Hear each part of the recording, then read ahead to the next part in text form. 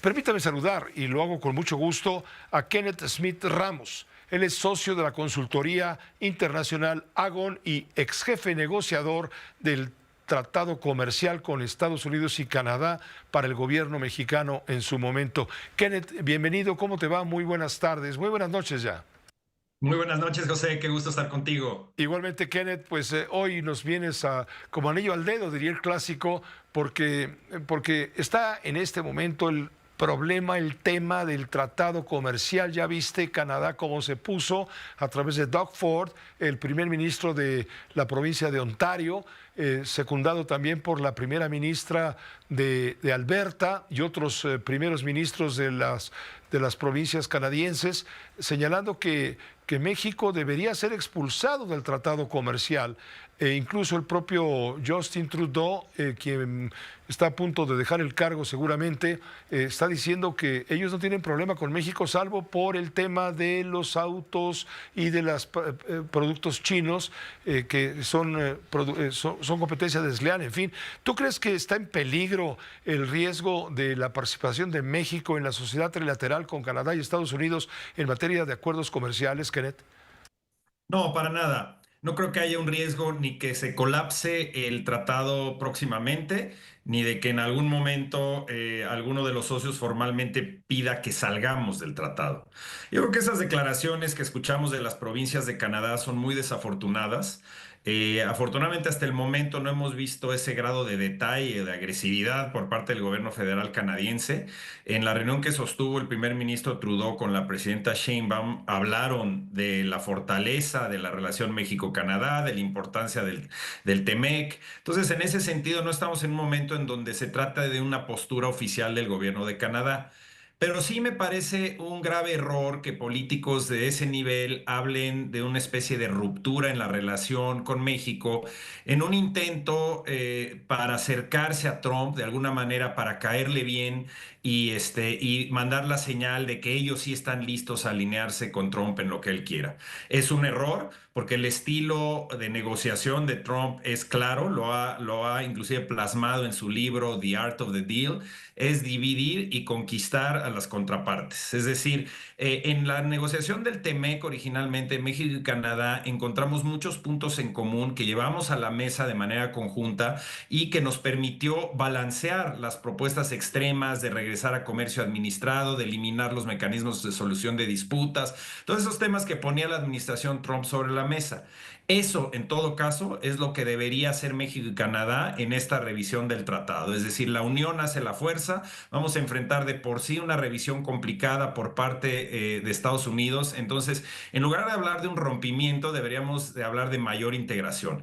El mercado mexicano es un mercado importantísimo para Canadá. Tenemos un comercio mayor a los 50,000 millones de dólares. Canadá es un gran inversionista en México, en manufactura, en energía, en minería. Entonces, hablar de un rompimiento, pues obviamente primero que le pregunten a los empresarios canadienses. Recientemente el presidente del Consejo Canadiense de Negocios, el equivalente del CCE, habló de la importancia de la relación con México y mantener este tratado de manera trilateral. Y cuando el gobierno canadiense a nivel de las provincias habla de México y de China y nuestras importaciones y las inversiones de China, es importante señalar que el año pasado, por ejemplo, entraron 200 millones de dólares más o menos de inversión china a México, mientras que en Canadá entró 1.2 mil millones. Entonces, primero, estos políticos en Canadá yo creo deben verse en el espejo, analizar la situación que ellos tienen en su propio país y en lugar de pedir que México sea excluido del tratado, pues yo ahí lo que diría es que México es el principal socio comercial de Estados Unidos y cuidado con lo que piden, porque si se trata de pedir que alguien del TEMEC salga, pues yo creo que no sería México el primero en salir. Te pregunto también, Kenneth Smith Ramos, vamos, ¿qué es lo que ha llevado a México hasta este punto? Se ha criticado mucho que la reforma al Poder Judicial, por ejemplo, puede no, puede no satisfacer los intereses, sobre todo de los empresarios estadounidenses o posibles inversionistas en nuestro país, al no tener ya certeza jurídica, toda vez que el Poder Judicial va a quedar controlado directamente por el poder ejecutivo, vamos, en términos políticos. Tienen miedo de que esto pueda suceder. Y luego con la cancelación o extinción o fallecimiento de los órganos autónomos, organismos autónomos del Estado mexicano, el INAI, el IFETEL, etcétera, todo esto puede generar controversia con los socios del tratado comercial. ¿Crees tú que afecte? Porque dice Ebrard que no. Mira, sin duda hay una preocupación importante por parte de nuestros socios comerciales, no solo de los gobiernos, sino de los sectores privados de Estados Unidos y Canadá y de otros países, hay que decirlo, con los que tenemos tratados de libre comercio.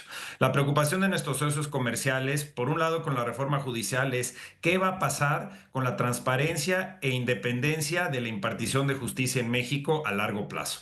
Y esa moneda en realidad está en el aire. No sabemos cómo se van a llevar a cabo estas elecciones de los jueces o cómo va a estar estructurado en realidad el mecanismo, el sistema de administración de justicia, de supervisión del Poder Judicial. Entonces, esto le preocupa seriamente a los socios comerciales porque si bien en el Tratado de Libre Comercio no se establece cómo debes organizar tu Poder Judicial, sí se establece en el capítulo 29 que los tres países deben tener en vigor tribunales y procedimientos judiciales independientes del Ejecutivo, transparentes y que cumplan con su ley y su constitución.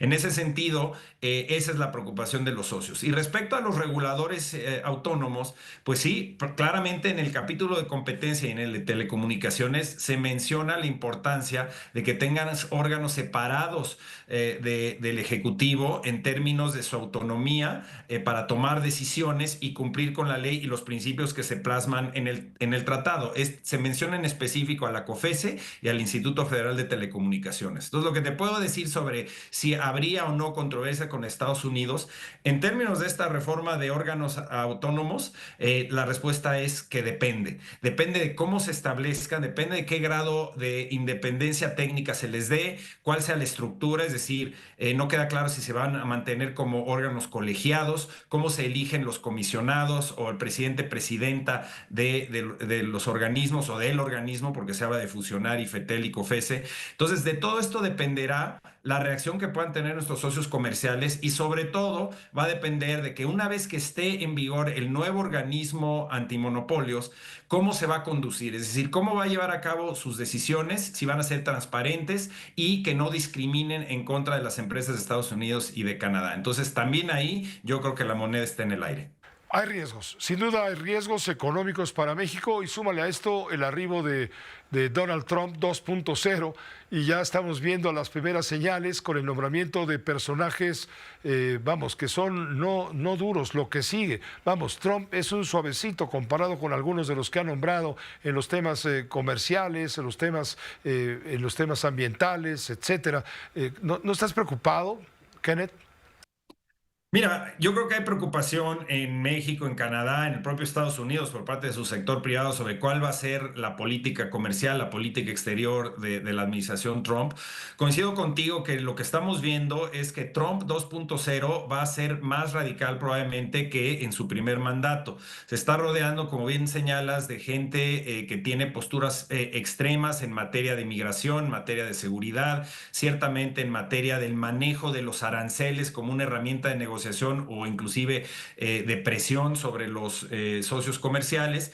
Entonces yo creo que más que preocupados debemos estar ocupados en prepararnos para lo que viene, los diversos escenarios. He comentado con anterioridad que lo que plasma el tratado es que se va a hacer una revisión del acuerdo de cómo está operando y no una renegociación en automático. Entonces yo creo que lo primero que debe hacer el gobierno de México cuando llegue la administración Trump al poder es sentarse con Estados Unidos y también con Canadá y definir las reglas del juego del 2026, es decir, los parámetros de lo que queremos lograr en 2026. Esto va a ser muy importante establecer esas reglas del juego. Y a partir de ahí, pues estar listo para propuestas extremas, inclusive pensar fuera de la caja de que Trump, si bien no va a llegar diciendo que se va a salir del tratado porque considera que el TEMEC es su hijo, él lo negoció ya y se ha referido al TEMEC como el mejor tratado que tiene en vigor Estados Unidos, hay que esperar que presione con los irritantes comerciales que quedan todavía pendientes en materia de maíz, en materia de energía, los casos laborales e inclusive que se animara y se atreviera a incrementar los aranceles. Si eso lo hace, pues sería una violación directa del tratado y México tendría que adoptar una posición firme en la que señale que se tendrá que defender a través de los mecanismos que existen en el tratado e imponer represalias en su caso. Y la ventaja de México con respecto a otros países del mundo es que con la gran relación comercial y la dependencia que tiene Estados Unidos en el mercado mexicano, sobre todo para sus exportaciones agrícolas, cualquier represalia que tome México ante actos unilaterales de incrementar los aranceles por parte de Estados Unidos puede causarle un daño económico fuerte a Estados Unidos. Pero por supuesto, hay que tratar de evitar eso, pero hay que estar listos también para posturas extremas que pudiera tomar el presidente Trump. Muchas gracias, Kenneth. Gracias por permitirnos esta conversación con la audiencia de Grupo Fórmula. Un placer como siempre y estoy a sus órdenes. El gusto ha sido nuestro. Gracias, Kenneth Smith Ramos, socio de la consultoría internacional Agon, ex jefe negociador del Tratado Comercial con Estados Unidos y Canadá por parte del Gobierno de México.